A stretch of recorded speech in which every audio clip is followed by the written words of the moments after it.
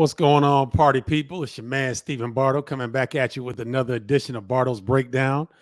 Pleased to be joining you guys on this beautiful Monday evening here in Chicago, full of thunderstorms. And if you guys know, May weather in Chicago brings a lot of algae. So your man over here is struggling a little bit with the algae situation. So if you see me blowing my nose and you see me snorting, it's not drug related. It is all allergies here in Chicago. So hope you guys doing well, man. Hope you've had a great weekend.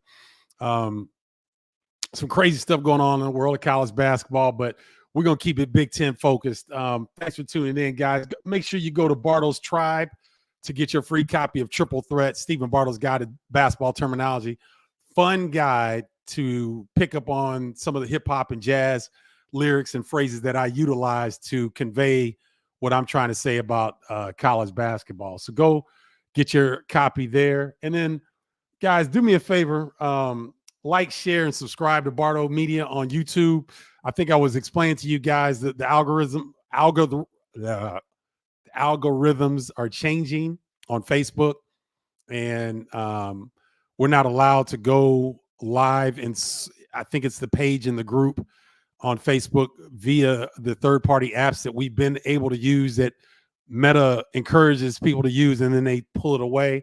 So I'm going to move a lot of what I'm doing over to YouTube because they've been very consistent on what they're trying to do, and I don't really have any problems using this third-party app, StreamYard, that I've been able to use for quite a while now over there. So please, if you're on Bardo's Breakdown group or Bardo's Breakdown page, which combined we have over 15,000 people, over 16,000 on both of those sites, please sign up for Bardo Media on YouTube, because again, I'm not going to abandon the Facebook page or the group. I'm still going to be active there, but I'm going to be much more active on YouTube and also Bardo's Tribe. So if you're not a member of the inner circle of Bardo Media, which is the tribe, make sure you go over to bardostribe.com and sign up for the newsletter. You will not regret it. I talked about UW Green Bay's hiring of Doug Gottlieb and my thoughts on that. So I shared that within the newsletter. All right. So I didn't build out a thing here for the portal. There was really only one update in terms of Big Ten personnel. AJ Hoggard from Michigan State signed with Vanderbilt. Remember, I think it was last week we were talking about how I was very surprised that he was offered $800,000 from Vanderbilt, but I've since learned that Vanderbilt and their new head coach, Mark Byington, along with Dusty May at Michigan, along with Eric Musselman at USC, along with these coaches that came in this year to these new programs, not new programs, they were new to these coaches. These coaches got guarantees that the coaches previous to them did not receive. Jerry Stackhouse at Vanderbilt was not able to offer anybody $800,000 in NIL money. Juwan Howard was not able to offer the amounts of NIL money that Dusty May was able to offer. If he was, he'd probably still be coaching there. And so AJ Hoggard commits to Vanderbilt, and he's a lot richer, going to be in the SEC with them. And that's really the only major update in portal news that I've been made aware of since we came on last week with Bardo's Breakdown. So I put out a message to the tribe via the text group, and I said, I'm going to answer your questions in the best 5 or so. I'll go ahead and answer. So let's get into that now. Take care of these tribe questions because, I love my tribe. They've been holding me down from day one. So from Spoon River Cowboy, who do you predict will be the freshman of the year in the Big Ten? All right. So freshman of the year in the Big Ten is going to be, that's a tough one, Spoon River Cowboy, just because there's so much fluid movement still happening. There will be some rosters that will be enhanced. Some guys may leave. Some freshmen may be brought in. So there's still going to be some changes, but I think for the most part, the rosters are fairly set. And so with that in mind, Um, I've got co-Big Ten players of the year. Now, Spoon River Cowboy, my criteria for finding Big Ten players, Big Ten freshmen of the year will be guys that will have the opportunity to play the most.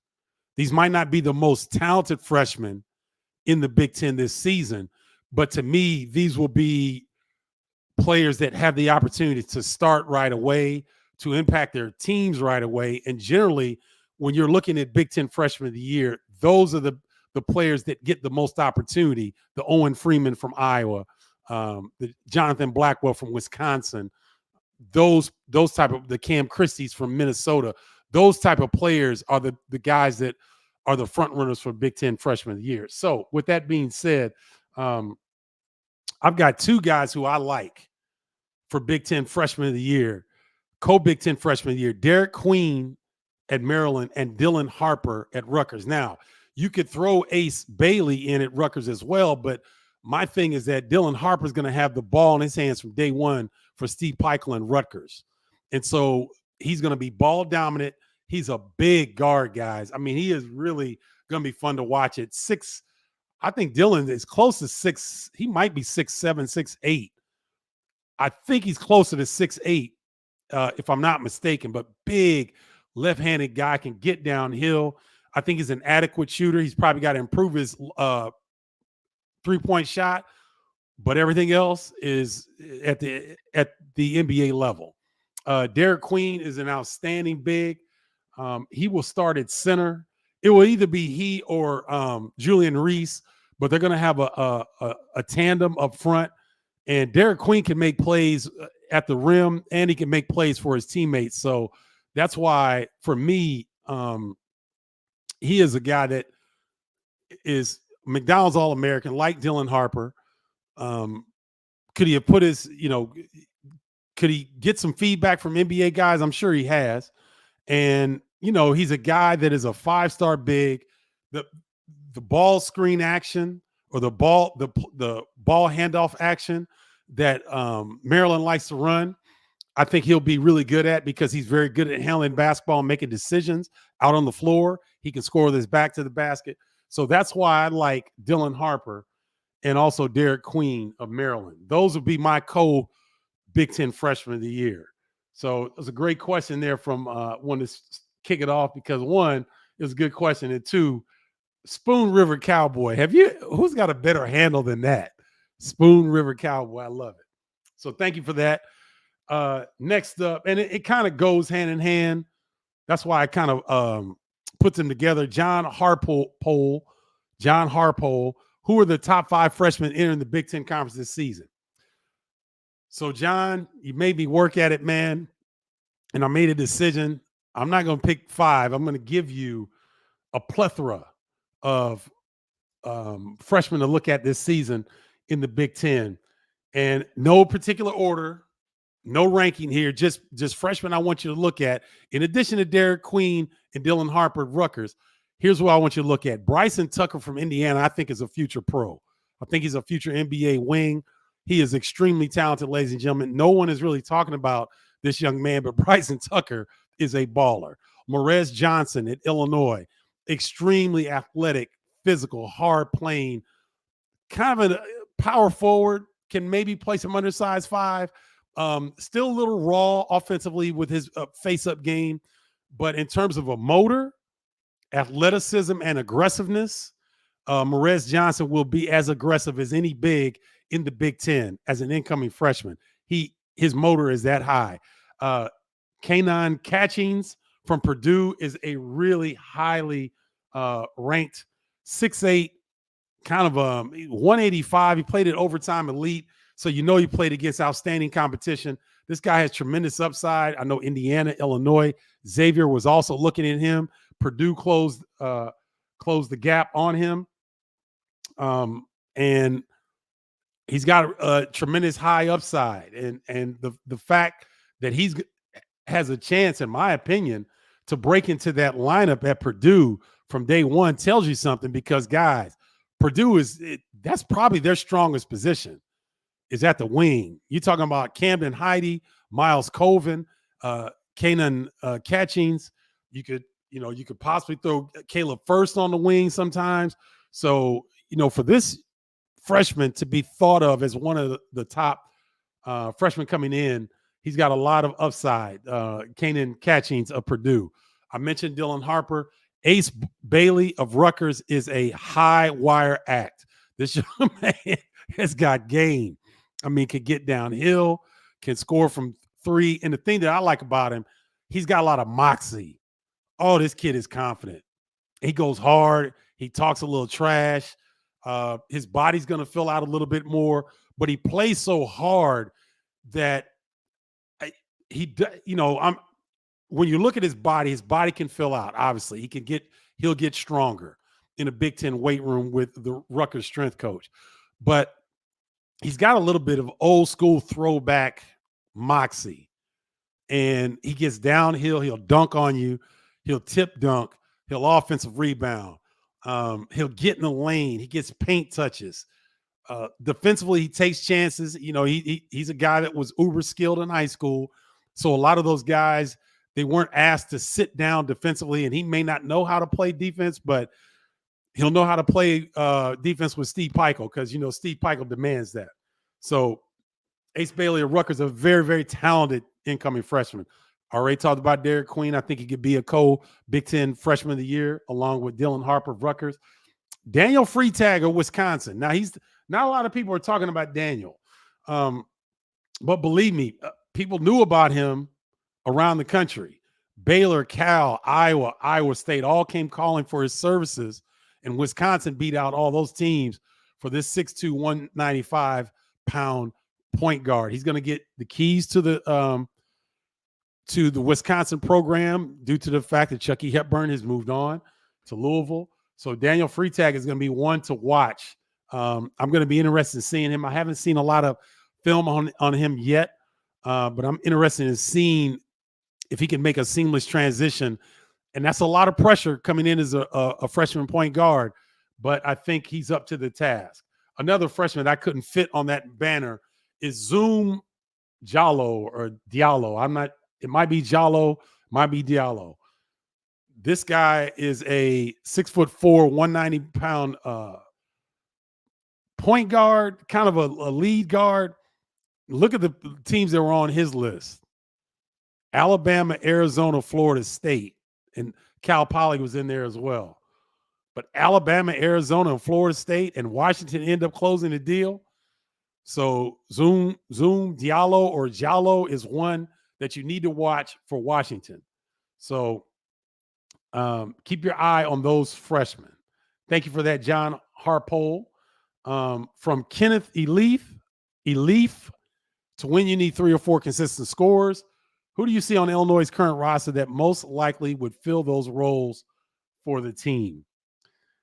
Good question, Kenneth. Obviously, there's going to be, a filling out process, a process to kind of for Brad Underwood to kind of get these pieces to fit. Here's what I think. No one is talking about Trey White. This dude was a double-digit scorer at Louisville. Now, you can say Louisville was terrible. Maybe. This guy has the goods. I think he was a Pac-12 Freshman of the Year with USC before he went to Louisville.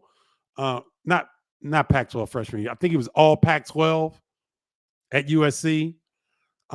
This guy has been capable in multiple locations. I don't see it changing any with the Illini. He's got a more mature body.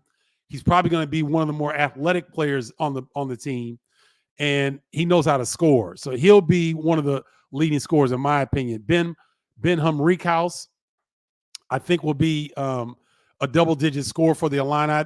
He'll do a lot of the booty ball that Brad Underwood likes. He's going to be a matchup problem at 6'8", 6'9" from the wing. He'll be a double-digit scorer, I believe. I think Gibbs Lawhorn is finally going to get his due.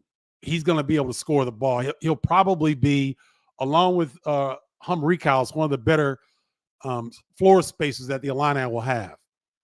Kylan Boswell can shoot the three. He's consistent, but Kylan is a pass first point guard, in my opinion. But I think he'll be one of the leading scorers as well. So these are the 4 players Kenneth, that I think will lead the Illini in scoring this season and will probably be kind of the bedrock of their offensive firepower. Now, let me pull up their roster really quickly. Guys who could be possible, Tomislav Ivicic, I think he could be capable, but I just don't think Brad Underwood's system is going to get him a lot of points consistently because he's going to be playing out on the floor a lot. I don't think he's going to be running. I don't think they're going to run Tomislav into the post that often. I could be wrong. But if he does get in the post, say 5 to 10 times per game, he could be a double-digit scorer because I think he's an older, not older age-wise, but he's been a guy. Well, he will be older. He'll be 21 when the season starts. So he's got some experience over in the Adriatic Basketball Association, which is a very highly skilled European league. I think if he gets the opportunities in the post, he'll be able to score. I know he's a guy that can shoot the three. I don't think that's the strength of his game. I think he can keep defensive, if I can get it out, defenses honest. But I don't know that he will be the necessary go-to guy offensively for the Illini. So I like those four guys right there, Kenneth, to answer your question in terms of who will be the four scores that the Illini can really, really depend on. All right. Next question comes in from James Waterman. James Waterman said, what's your opinion? Oh, I messed that up. For the new Big Ten format. I think all teams should be involved in the tournament. What are your thoughts? Well, James, ideally, if the Big Ten wasn't the Big 18, you could do that. But when you have 18 teams, you don't have enough days to play through an 18-game tournament. There are not enough days in the Big Ten Conference tournament to crown a champion with 18 teams. You can only go 15. And that's a stretch. That's a stretch. So whereas the first day, there are generally 2 games. Then the second day, there are 4 games. Third day, 4 games, and et cetera. Now, the first day is going to have 4 games. I think that's right. So there'll be 4. There won't be there won't be those 2 games to start. There'll be 4 games. There'll be 4, 4, 4, 4, and then they get into the quarters, semis as such. So with 18 teams, it's just too many teams. James, I'm sorry, not James. Yes, James Waterman. There's just too many teams in that short time span to crown a champion and to keep a team rested enough to compete in the next 3 to 4 days or 5 days, depending on what the draw is in the NCAA tournament. So that's why there'll be 3 teams every season moving forward left out of the Big Ten Conference tournament. And it's going to be tough because, those 3 teams will automatically be on the hot seat.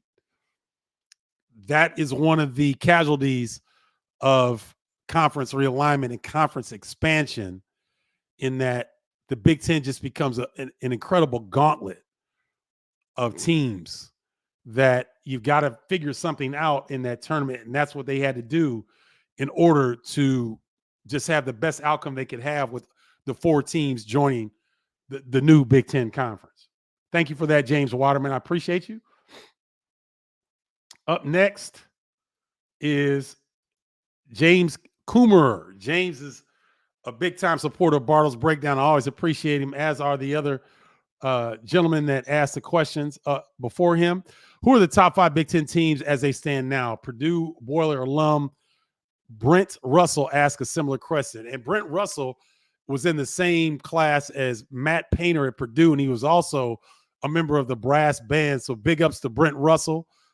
Thank you to you and James Coomer for this question. Who are my top 5 Big Ten teams as they stand now?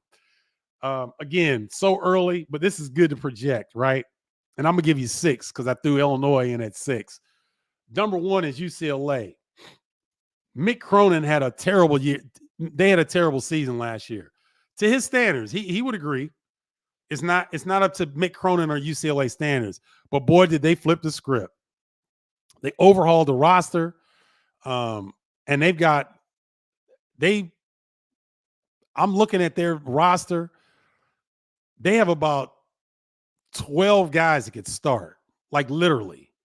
Their front court depth wasn't really good last year. Adem Bona got hurt, and I think he's in the draft right now.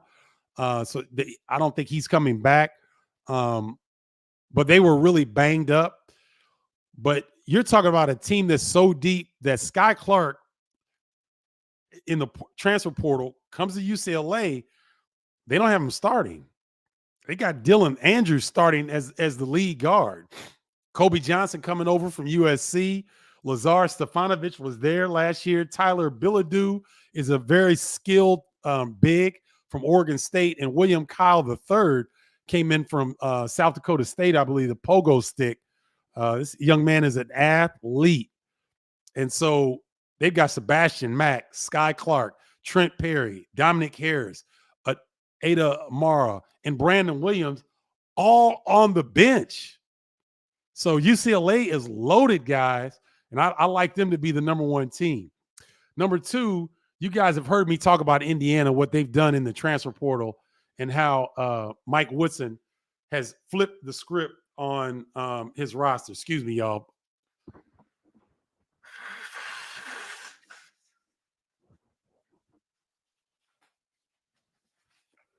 Algae season in Chicago. Please forgive me. So you're looking at starting 5 for Indiana. Miles Rice was all Pac-12 freshman at Washington State. They got Trey Galloway starting. I don't know about that. I think Bryson Tucker may start. It'll be interesting, but let's look at it. Miles Rice at the lead guard. Bryson Tucker, the incoming freshman, at the 2. Mackenzie Mbako at the 3. Malik Renew at the 4, and Umar Ballo at the 5. I've got Galloway coming off the bench along with Kanan Carlisle and Luke Goody. And they also picked up Indiana picked up another big Langdon Hatton. Langdon Hatton comes in from where is that? He comes in from Bellarmine. 6'10" center. He averaged 10.5 points and 7.1 rebounds a game. So he gives Indiana even more depth up front. So you've already got Umar Ballo and Malik Renew up front. Then you add a Langdon Hatton, a 6'10" veteran that has proven double-digit scores. So Indiana did a fantastic job retooling their roster and preparing for the expanded Big Ten. Number 3 is Oregon. And Oregon was good last year. And if they get N'Faly Dante back, if he gets an extra year of eligibility and he returns back to Oregon, he could be the best big. He and Umar Ballo could probably be the 2 best bigs in the Big Ten Conference, in my opinion. They had a trio of freshmen did Oregon last year in Shellstad, Evans, and Cook, and they're all back. So Jackson Shellstad will start at the point guard. TJ Bamba, the transfer from Villanova, who originally was at Washington State, he returns back to Pac-12 territory, old Pac-12 territory, but he joins Oregon. He's a tough, physical 2 guard. Then Brandon Angel at the wing, Kwame Evans at the forward, and Nate Biddle if N'Faly Dante doesn't come back. Raheem Moss was a guy that I believe was one of the most sought-after transfer portal guys. He comes in from Toledo. Oregon's loaded, and you guys know that Dana Altman does a fantastic job every single year with the Oregon Ducks. So I like the Oregon Ducks. Purdue is going to be good again. I know you guys get tired of hearing that, but Purdue is going to be outstanding. Um, they didn't add anybody from the portal, and I know certain Purdue fans were kind of scratching their head and maybe a little bit nervous about that. But Matt Painter and his staff feel like they have enough on the current roster to do whatever they need to do. You get outstanding freshman Kanan Catchings to the mix. You've got Braden Smith, point guard, Fletcher Lawyer, 2 guard, no questions there. Miles Colvin, who started come on towards the end of the year at the wing, 3. They'll probably go Camden Heide at the 4, and then Trey Kaufman-Renn at the 5. Or you can go Caleb First as a wing and Trey Kaufman-Renn at the center. Or you can go Will Berg at the center, Trey Kaufman-Renn at the forward. You get my drift. Matt Painter and his staff have a lot of depth to work with. They've got guys who may not have been been overshadowed by Zach Edey, but some of these other guys will be able to step up in their roles. And I like what Purdue has to offer. They've got enough veteran play in the backcourt that I think that they're going to be outstanding. I don't know that they'll do what they've done in the last 2 years with Zach Edey, but they'll be in the upper half of the Big Ten Conference, in my opinion. Michigan may have turned their roster over as much as anybody outside of UCLA. You're looking at a starting 5 of Trey Donaldson, portal transfer from Auburn, Roddy Gale Jr. from Ohio State, Namari Burnett remained in the fold. So they could go with a 3-guard lineup. You got Danny Wolf coming in from Yale and Vlad Golden coming in from FAU. And they still have Reuben Jones from North Texas, who I think is going to start. I think Reuben Jones, with his two-way ability, I think Namari Burnett will probably come off the bench. I would put Reuben Jones in along with Roddy Gale and Trey Donaldson in that backcourt. Plus, they've got Sam Walters, 6'10" from Alabama. Will Cheddar is returning. He was able to be retained on the roster. You saw what he was able to do under Juwan Howard. And so Michigan, I think Dusty May, he's shown the ability to get guys to play for each other. He did a fantastic job of that at FAU. I think he'll do similar things at Michigan. I like the makeup of that roster. And then I've got Illinois at 6. With what Brad Underwood is able to do, I know there's a lot of angst and anxiety in Illini Nation because there's not a lot of guarantees with this huge roster turnover. But the guys that they've got coming in, guys, Kylan Boswell at the point, he's already been proven at Arizona. Trey White at the wing from Louisville, I think he's going to be the X factor in on this team. He's the one guy that really no one's really talking about. Ty Rodgers at the wing, I think his defensive prowess, his rebounding, his playmaking, his defense, I think are invaluable. I think he'll get on the floor to start. Ben Rinkhouse will be the power forward, and then you've got Tomislav Ivicic at the center. Or, you got Marez Johnson who could get slotted in there. Kerry Booth can get slotted in there. I think Gibbs Lawhorn will eventually start. You might have to bring Ty Rodgers off the bench. You might bring Trey White off the bench. But I think Gibbs Lawhorn is too talented, too skilled to keep him on the bench again. I think at some point he's going to make his way into the starting lineup. So I like Illinois as 6. So UCLA, Indiana, Oregon, Purdue, Michigan, and Illinois are my top 6 as they stand right now. James Coomerer and Brent Russell, thank you so much for the questions. Great questions, guys, for that. And I think that was the top 5. Yeah, those are the top 5 questions that I had. And now I'm going to get to your questions, guys. But before I do that, make sure you go and you can join the tribe today. You can go to bardostribe.com, BARDOS tribe.com. You can join that way, or you can join through text. Text me 312-847-2739. Again, text me to 312-847-2739 to join the inner circle that is Bardo's Breakdown. So that's 2 different ways you guys can join, because when you go to Bardo's Tribe, you can also get your free copy of Triple Threat. So there's a few different ways to join the inner circle that is Bardo's Breakdown. And those questions that I just answered, came directly from tribe members. So you'll have that opportunity as well once you join the tribe. So make sure you go and do that. All right, let's get over to your questions. And woo, Curtis Deese he's coming out the box going strong today. Curtis, great question. Will the super conferences get rid of non-conference games for conference games?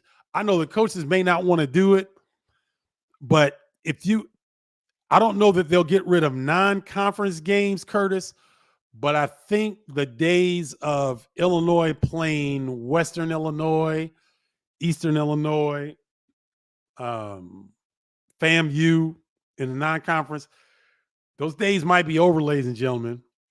Illinois scheduling Alabama. I think they've got a return game with Tennessee. And there's one other gauntlet that they're trying to do. So with the growth of these super conferences, I don't think that you'll get rid of non-conference games, Curtis, but I don't think the teams that are not in those power conferences, they're gonna get squeezed pretty hard. It's gonna be difficult. If you're not in the Big East Conference, if you're not in the SEC, Big 10, ACC, or Big 12, you might get squeezed in terms of finding quality non-conference opponents that can bolster your NCAA resume. So great question, as always, Curtis, and thank you, man. I always appreciate your support. A decoder copy. What are you talking about? What are you talking about, Janoski? A decoder copy. You got to fill me in, man. I'm moving a little slow today on that one. Donald Young, good to see you, man. Thanks for tuning in. What's up, M. Brats? Good to see you. See, this is why I love the community of Bardo's Breakdown, guys, because I got people that rock with me every Monday. Every single time I hit this mic, I get the same tribe members and people support me. So I appreciate each and every one of you. Thank you so much for tuning in. It's great to see you guys. Scott, what's up? What's up, Steven? If NIL was a thing in the Flying Illini era, who would have been the biggest money earner? Come on, guys. You know the answer to that, Scott. Kenny Battle. Kenny Battle was our most exciting player, our most explosive player, and he had a magnetic personality. So Kenny Battle would have gotten the most. Nick would have been a close second. Kendall would have been right there. You know, we all would have been paid. We would have been paid well if NIL was back in the day. But Kenny Battle would have had the most, in my opinion. And I think on that 2005 team, D. Brown would have got the bag. He would have got the biggest bag as well. Hey, what's up, Dory? Congratulations to your Dallas Mavericks going to the Western Conference Finals. Ooh, is that going to be a good one? Because them Minnesota Timberwolves, boy, them young Bucks, that's going to be a great series. Good to see you, Dory. Dory's a tribe member. Always a pleasure, Dory. Thank you. What's your Big Ten top 5 teams? Okay, Philip, I answered those. Let me pull it back up real quick. I'll give you 6. Here are my top 6. UCLA, Indiana, Oregon. I know that's crazy to have 2 newbies in the top 3 of the conference, but they did yeoman's work in the portal. 4, Purdue, 5, Michigan, 6, Illinois. Obviously, this is early. It's very early. So, you know, it is what it is, but that's who I have thus far in terms of top 5 Embrats. Thank you for that question. What's up, Curtis Dietz? Will there be any surprise of guys withdrawn from NBA draft? Is the deadline the 28th? Yes, it is. Coleman Hawkins could withdraw. I don't think so. I heard he played very well in the scrimmages. So I don't think I think he's going to get that guarantee he's looking for. And Fala Dante of Oregon is a guy that I think they're trying to get some clarification from the NCAA if he can get an extra year of eligibility and he comes back. Oregon would probably be a top 10 team preseason. So I know he's not NBA draft, but he's kind of in that situation where he's kind of in limbo right now, and we don't know. But I would throw his name in there as well. But outside of he and Coleman Hawkins, um, CDNU, NIU, I don't think there's really anybody out there. Donald Young is looking for it. Dylan Harper is a baller. It's going to be fun. Ron Harper's youngest son is uber skilled and big. I'm talking six. He's listed as 6'7". He might be closer to 6'8". Lefty, can do it all. Outstanding player. So looking forward to covering him. Ooh, good. Aaron Janowski. Good question. Who do you think will be the first player drafted in the upcoming NBA draft? Zach Edey. Zach Edey may go late lottery. He did so well in the NBA draft combines with his shooting, with his agility. I think even in the scrimmages, he played extremely well. I think he answered a lot of questions. So I would be surprised if Zach Edey wasn't the first Big Ten player off the NBA draft boards. He's done a fantastic job of elevating his draft status. Curtis Deeds, this is a great question. Boy, you are cooking with fish grease today, brother. Illinois did solid in the portal. Who will be our alpha? Shannon was one of the best ever at Illinois. There's no doubt about that. Terrence had probably arguably the best season of any player in Illinois history this past season. Who will be the alpha this year? Guys, I just have a sneaky suspicion that Trey White is going to be a dog.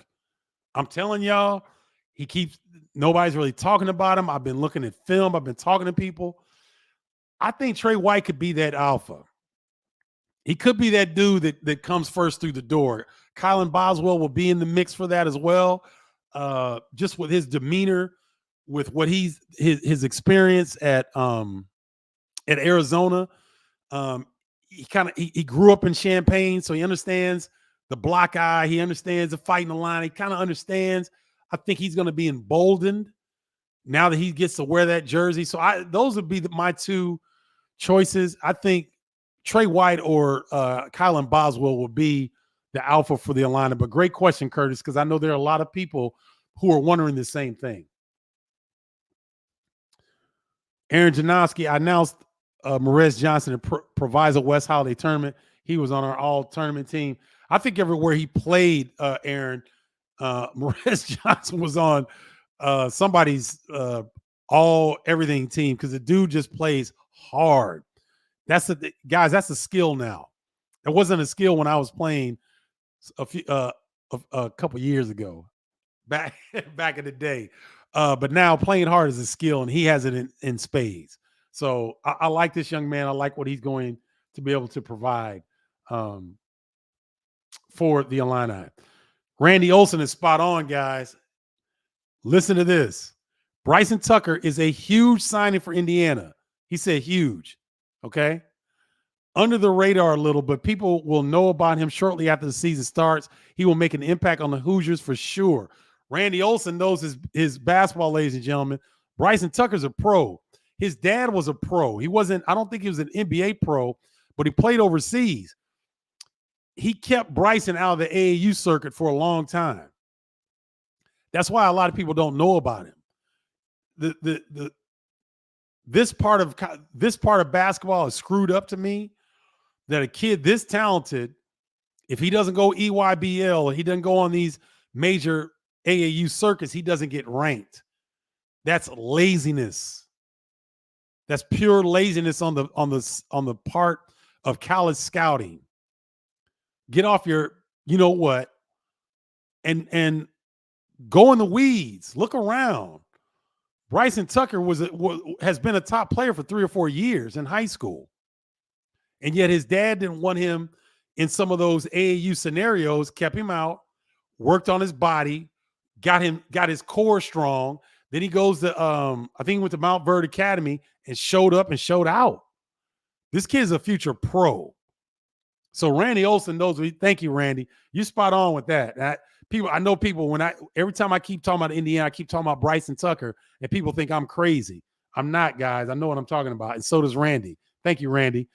Deuces says, Steve, 4 weeks ago, Brad said they were still looking for a combo guard and another wing. Now he is saying one more pickup. I want to see what you think. To me, this means Fears is going to reclassify. Ooh. I didn't see that one coming.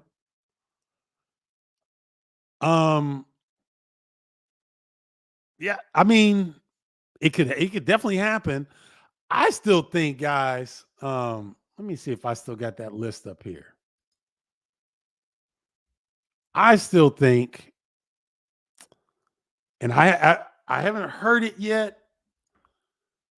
but I'm gonna pull up these names on these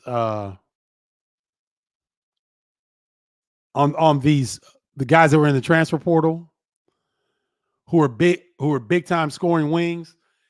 I haven't heard. I don't know if Chaz Lanier has signed anywhere. Jameer Watkins of Florida State, Chaz Lanier of North Florida. Jalen Wells has still got his name in the draft. Cam Christie, same thing. Wooga Poplar.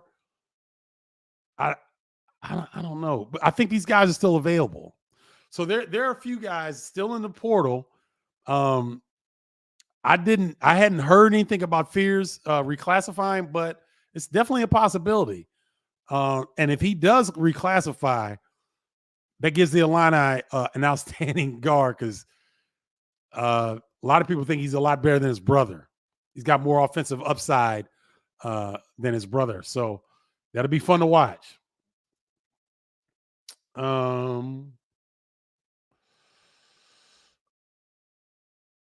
me see. What's up, Carol Pole Paquette? Good to see you. Tribe member.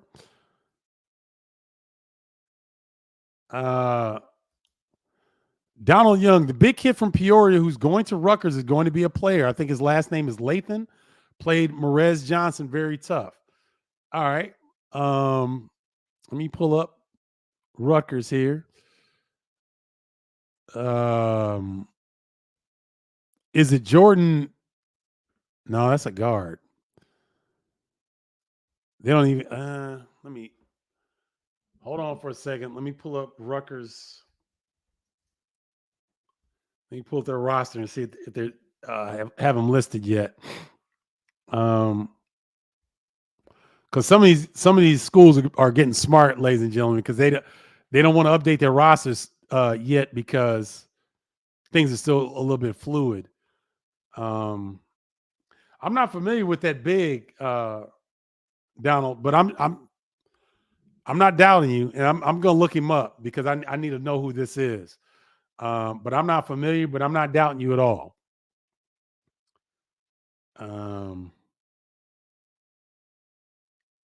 Okay, Fly Illini Fly says the Illini are targeting European prospect Kasparas Jakushionis.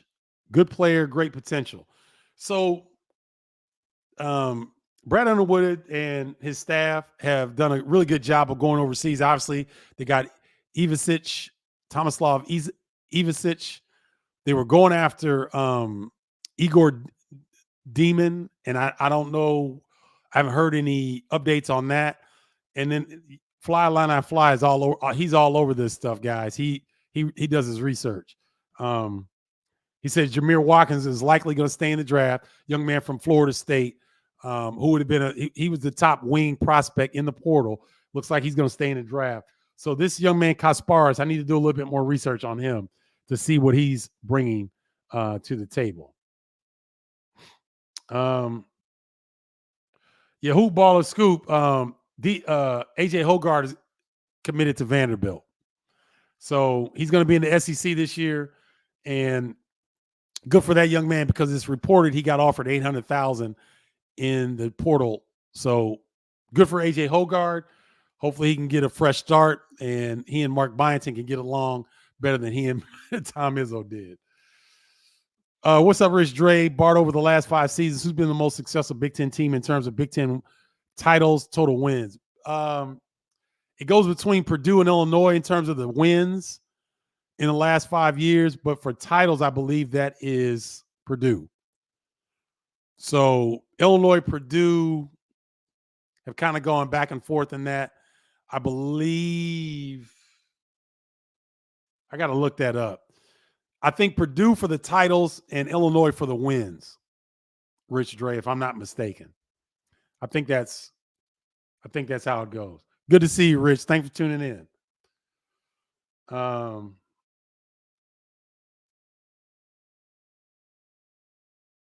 let's see. Mm. Thomas Brooks. Good to see you, Tom. My past college roommate passed away suddenly last week. 4-year student season ticket holder. We were 89 alumni, still faithful Illini fans, still reminisce flying Illini's past games. Sorry for your loss, Thomas. Thank you for sharing. Um,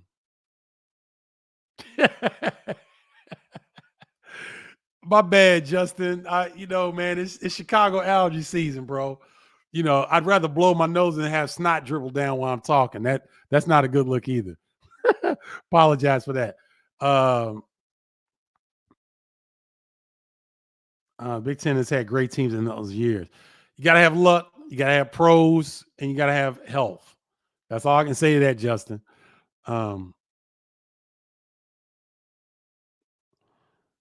Are there any players in the Big Ten that's currently doing damage in the NBA? I'm talking star or all-star level. Jaren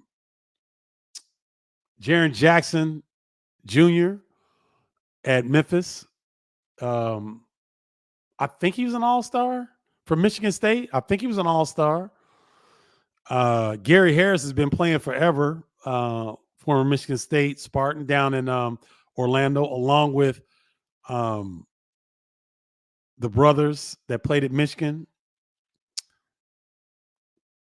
I don't know why this escaping, but there's 3 Big Ten players down at Orlando. There's a few others, Ron, but right now I'm too Big Ten focused to think about guys in NBA right now. CDNIU, this is easy. Great question. This is easy though. He asked me what was a good food hangout that I liked in Champaign as a student. What are some that you like now? I like Pickles on Neal Street, but it shut down in the early 2000s. All right, bro. La Bamba's was it. Burritos as big as your head. They were affordable and they went down smooth with a 40 ounce of Old English 800. I'm just kicking it real, y'all. I know y'all gonna laugh. That was it. You get a 40 ounce of OE for $1.05, and then you get a burrito as big as your head. Inflation has hit La Bamba's like it's hit everywhere, but those burritos, man, they were like $2 or $3.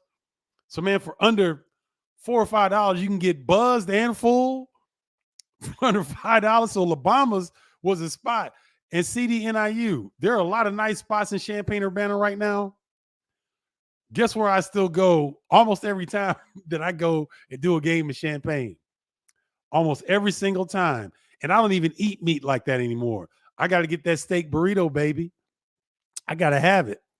La Bamba's put something in there that I know the owner remembers me from back in the day. Him and his brother. Every time they see me come in, we talk, and I try to work on my Spanish a little bit, and they ask me what's going on. And every now and then, man, I'll shout out La Bamba's on the air because that was the spot. That was it for me. So I was a guy that was very. I had to look after my money because I didn't have much. I didn't get NIL money back in the day, and so La Bamba's was it for me. Let me give some other folks some love. Now, where do I like to go? Dang. There's I like to go to this place that's across the street from and it's been there forever. The name has escaped me. It's across the street from the Hyatt place. But I like the spot. It's a kind of a sports barish type. Come on, guys, help me. It's across the street from the Hyatt place. And it's I think it'll come back to me, Curtis. It'll come back. Good question though.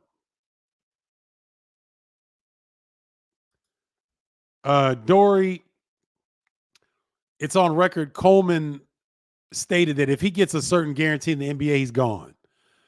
I think he's been happy with his time at Illinois. He'll come back and get another bag if he can't get a guaranteed bag at the NBA. But I think he played well enough to where he's going to get a guarantee at the NBA level. And I think that's all he was looking for. And so I think that if I were to give him advice, I would tell him, go where your heart is leading you to go. He wants to play in the NBA. I get it. It's a lifelong dream for all of us. And so go where your heart is telling you, Coleman. That's what I would tell him, Dory, if I were talking to him. Thank you, Donald. Illinois is scheduling Duke. So you got Alabama, Duke, and Tennessee on your roster. And so the way that it's going to go is Tom Izzo's been doing it forever. But other programs are starting to understand now that this is what you got to do. You got to go out and play the big boys in order to get your resume to a certain level. And that's what we're going to start seeing. All right. So ladies and gentlemen, you're going to see this young man, Hunter Holly. He is, he's going to be interning with us this summer. He just completed his first year at Howard University. He's a proud Bison. And Hunter is a very talented young man. He's got his own podcast. He wants to go into sports broadcasting. And he currently works with the Howard basketball team as a manager. He played at St. Rita High School. And so a very intelligent, hardworking young man. And he'll be interning with Bardo's Breakdown this summer. So you'll see Hunter Holly on the show. So do you think the new teams in the Big Ten will have to adjust to the style of Big Ten? Or will the current teams in the Big Ten have to adjust to the new team style of play? Hunter, see, ladies and gentlemen, his young brother sharp. That's a great question. And Hunter, based on who I have in my top 6, let's pull this up again. Now, this is way too early, top 6. But look who I have in my top 3. UCLA, Indiana, Oregon. So I think your question is a great one, Hunter, in that I think that it's just me. I think the rest of the Big Ten is going to have to adjust to the way that UCLA, let me not say that. Let me back up a little bit, Hunter, because UCLA plays a Big Ten style of ball anyway. They're not, and by the way, guys, the Big Ten doesn't play they're not rough and tumble, 3 yards in a cloud of dust on the basketball side. They don't do that anymore. Big Ten averages as many points as all the other major conferences in college basketball. That's a narrative that continues to exist, I think, because the Big Ten hasn't won a national championship, Hunter. But the Big Ten is not just walking the ball off the floor and trying to keep you in the 40s and 50s. They don't play like that anymore for the majority of schools. So I still do think that there's going to be an adjustment, because here's why. It's not necessarily from UCLA, USC, Oregon, and Washington. Some of it from Oregon, but some of it's going to be from Rutgers because of that dynamic duo of Dylan Harper and Ace Bailey. Some of it's going to be from Penn State because no one's talking about Penn State, but they're going to be a lot better this year because they got 4 starters back: Ace Bailey, Zach Hicks. Let me not guess. Let me just look. They got 4 starters back, and they got a pretty good pickup. So they got Ace Baldwin, DeMarco Dunn, who was starting to come on last year, Nick Kern, who I love. If I'm going to pick a dude to hoop with, Nick Kern's going to be one of the first guys I pick, and Zach Hicks. And then they got Eli Rice to come in from Nebraska, and Freddie Dilion, the 5th. Freddie Dilion is a big-time wing scorer from Tennessee. So Penn State style of play, the way that Oregon plays, I don't know what Danny Sprinkle's going to do. I got to go back and watch what his Utah State teams did. And then, obviously, the way that Oregon plays, they get up and down, right? So great question, Hunter. I think the league's going to have to adjust, though. It's not necessarily so much based on UCLA, USC, Oregon, and Washington, but Rutgers over here, Penn State over here, Oregon over here. It's a little bit of both. So, but great question, man. I appreciate it. Stacy Goodson, what's up? I good to see you on here. Thanks for joining. Thomas Dagley, tribe member. Will the Big Ten pick up 2 more teams from the Southeast?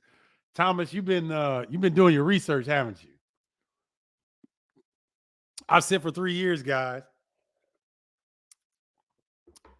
I've been saying this for 3 years, and I'm gonna give credit where credit is due. My Big Ten Network colleague on the football side, also my former classmate from Illinois, 2-time Super Bowl champion, Howard Griffith, told me years ago that Georgia Tech and Miami will be targets of the Big Ten moving forward.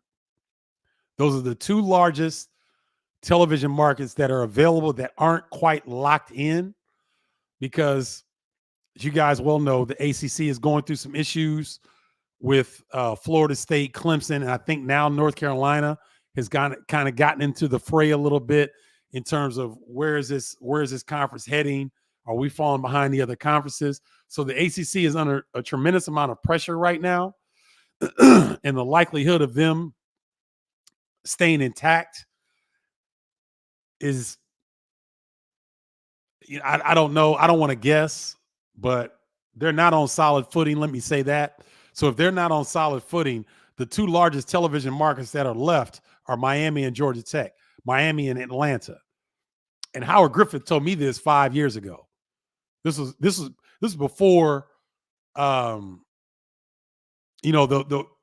4 Pac-12 teams were even thought about.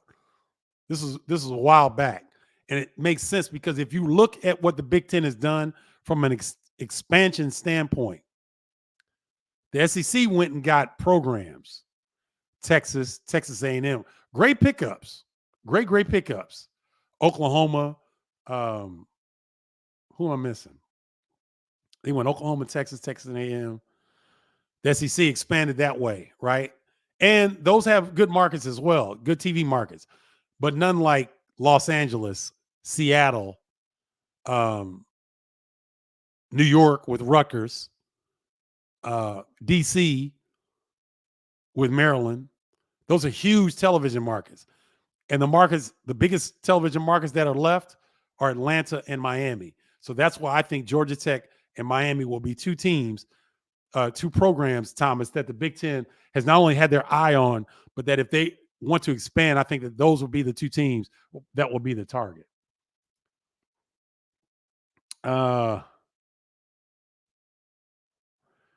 Deuces doesn't like the top 6 prognostication. He thinks they're going to open some eyes this year. We'll see. Deuces, there's a lot of uncertainty there to open some eyes in an 18-team conference. Got to remember, guys, got 4 more teams. You have 4 more different styles of play to prepare for, to scout, to do all these different things. That's not an easy ask of anybody, let alone a program that is only bringing back 2 players from an Elite 8 roster. It's a lot to ask, Deuces, but we'll see.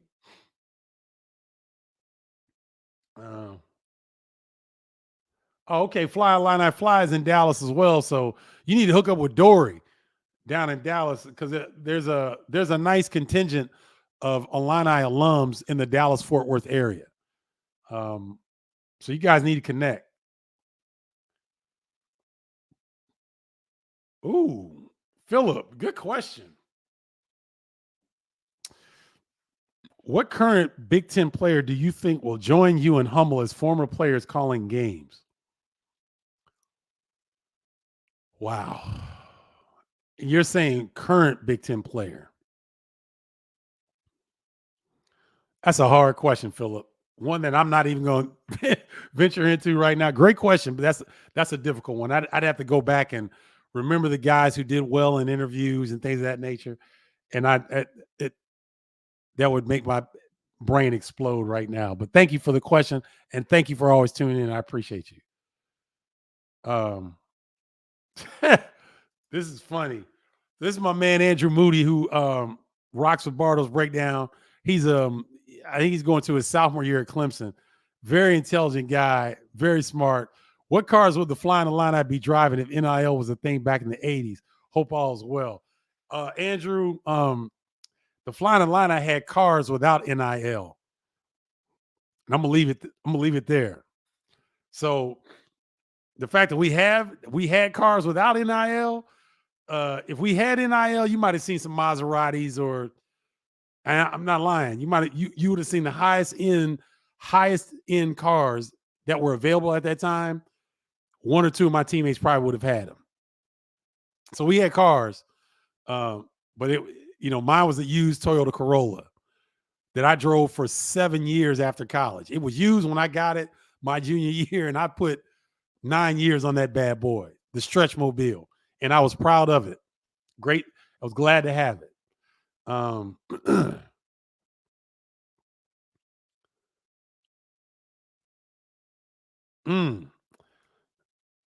Kyrie McKnight, what do you expect next season from Fears and Booker? Then I wonder, can Akins be a 15 to 17 a game score for Michigan State? I hope Fears is fully recovered from the gunshot wound. I think Xavier Booker will only get stronger. He'll get better. He'll have time to work on his game. He's gonna be in the starting lineup. And I think that they'll be much better than people expect, because Fears is a tenacious competitor. I think that he will utilize the time that he had to sit out from his injury. A lot of times you learn a lot more when you sit on the bench. You're around college coaches. You're around your teammates that can point certain things out.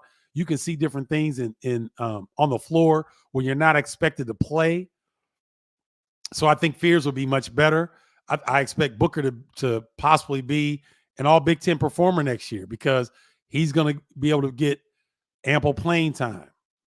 And then Akins is a guy that everybody, Kyrie, I think you would agree, everybody thinks that Akins can be a 15 to 17 point a game scorer. He's shown the flashes of it. The consistency has eluded him. Hopefully this summer he can work on whatever it is. I think it's a mental thing. I think it's between his ears that keeps him from being consistent. But I think that he can be that guy that can emerge as a leading scorer for Michigan State next season. Thanks for tuning in, Kyrie, and thanks for the question.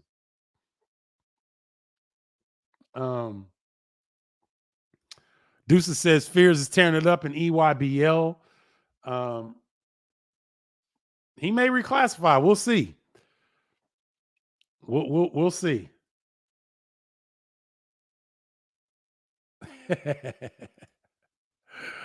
Andrew Moody knows. He knows me. Yeah.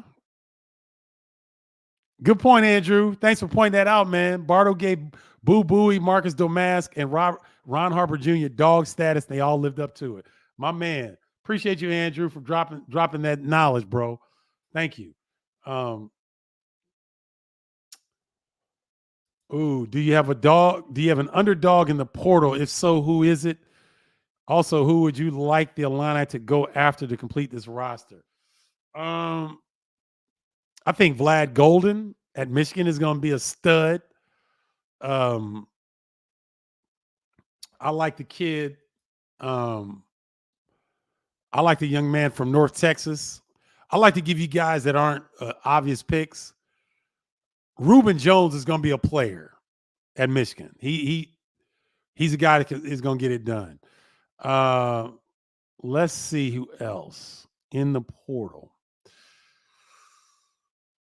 A guy that has the ability to be all Big Ten as well would be Miles Rice. He's a transfer from Washington State. He's going to get the keys to the program. He's kind of shifty. He's athletic. He likes to set his teammates up, but he can score as well. He's going to be a guy to look out for as well. Let's see. Let me see. I talk about Trey White for Illinois.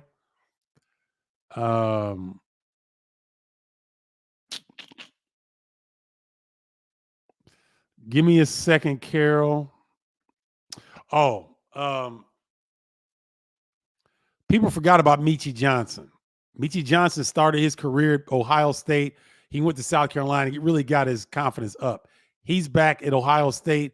I think he could be a guy that could surprise some people out of the portal for Ohio State. Um, I like this kid, Xavier Amos. Nobody's talking about this guy. Um, Xavier Amos, he's a forward from Northern Illinois. He's a double-digit scorer. I think he averaged eight rebounds a game. He's a guy that's under the radar, and he's at Wisconsin. They got him slotted as a starting four. He's a guy that could surprise some people. Keep an eye on Xavier Amos out of for Wisconsin from Northern Illinois. They got him out of the portal. Great Osabor better live up to that $2 million price tag that he got from for the Washington Huskies. He's going to be a guy to watch out for. And then finally, a guy who I want you to really pay attention to is Desmond Claude for USC. Big wing. Started at Xavier. Very physical. He'll fit right in the Big Ten in terms of a guy that can get downhill, get to the hole, and take contact. Those are guys to watch out for out of the portal, Carol, that I think will have an immediate impact for their teams. Bo Singer says, how many teams do you think get in the NCAA tournament from the Big Ten this year? Ooh. The top 6, I said, plus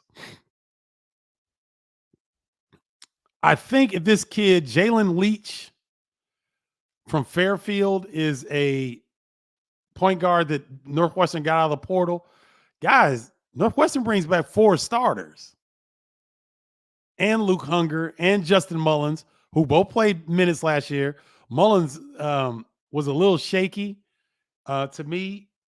Hopefully he gets some confidence over the summer. They were expecting more of him, but I think that he could be a guy that could kind of surprise some folk. Don't sleep on Northwestern. They could get back into the tournament. USC could surprise some people as well. So that would be 7.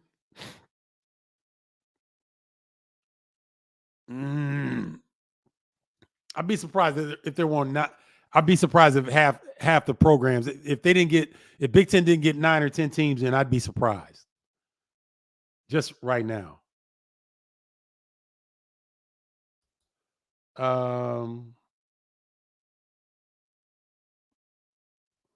Bo Singer, I think it's a matter of time. If not LA, it's going to be Vegas. The Big Ten Conference, they like to give some love to teams that first come in. So if the market can bear, obviously Nebraska, Lincoln, Nebraska is a nice size market. I don't think it's not quite big enough to hold something like the Big Ten Conference tournament. But if you notice, when the Big Ten has made expansions, they've tried to go to those markets that are big enough to handle something like the Big Ten Conference tournament. So LA is definitely going to get one.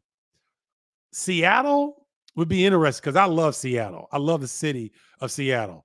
That would be a great venue for a Big Ten Conference tournament. But I think Vegas is a no-brainer because the Pac-12 Conference was going to Vegas. Now that's no longer. So can you imagine going to Vegas for 5 or 6 days with Big Ten fans taking over Vegas? So I think LA is definitely a possibility. I think Vegas is a possibility. I would like to see Seattle be a possibility. I doubt it because of how far it is away from everyone else, how far people would have to travel to Seattle. That's why I don't think they would get it. But definitely LA and definitely Vegas, I think, will have future tournaments.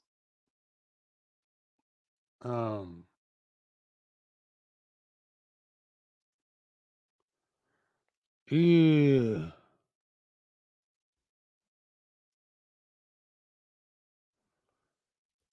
Randy Olson, what team do you think helped themselves the most during the transfer portal process in the offseason? Definitely Michigan, definitely USC and UCLA because they really flipped their rosters. Washington helped themselves quite a bit because they had to flip their roster. With USC and Washington, they got brand new coaches, so they had to, but they did a fantastic job in the portal.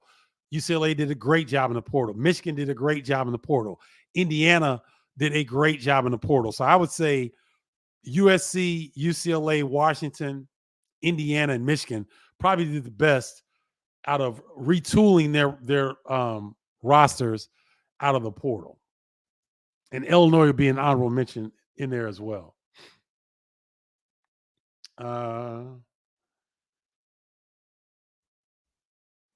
Mo and Franz Wagner. Why couldn't I remember their names? Thank you, Mark Covington.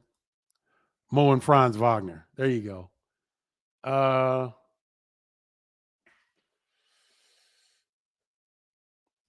Donald Young says Lathan Somerville is a 6'10 center. I have seen this young man, who was a top 100 recruit going to Rutgers. His team knocked Thornton and Morez Johnson out of the state tournament. I've seen a little bit of him, Donald. I've heard people talk about him.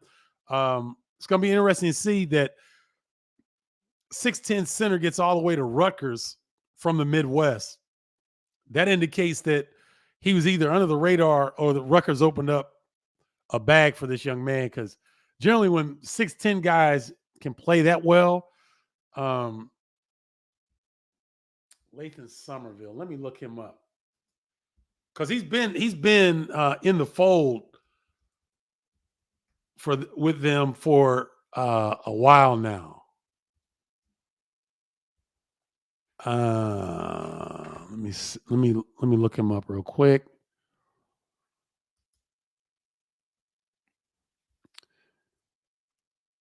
Lathan Somerville, 6'10", 220, 225, power forward center.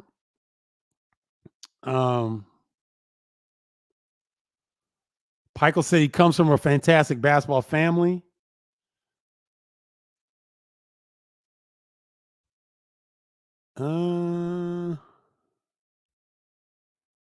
He's saying a lot of high upside for this young man.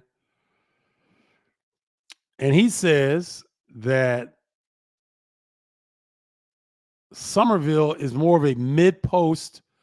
He said, I'm more of a mid-post, low-post scorer, but I can stretch the floor for sure. I'm trying hard to knock down three-pointers more consistently. People think I'm solely a big man who keeps his back to the basket, but I have some handles too. I don't bring it out all the time, but I have it in my bag. Oh, yeah, Marcellus Somerville's son. No wonder his father, Marcellus Somerville. Yep. Okay, that makes sense. He played professionally in France after playing at Bradley. Okay, I know who this young man is. So he is a good pickup. Great call, Donald Young. Thanks for that. I appreciate that. Josh was doing some work for the network, Kyrie, but some reason, I don't know if he got a different job opportunity. He wasn't able to commit, but he got an opportunity, but I don't think he's doing it any longer.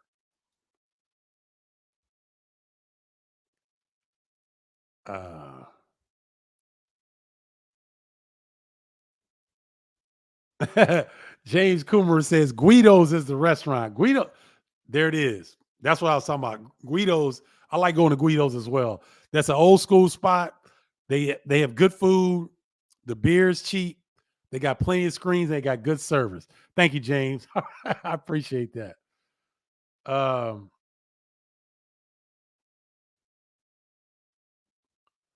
Let me see.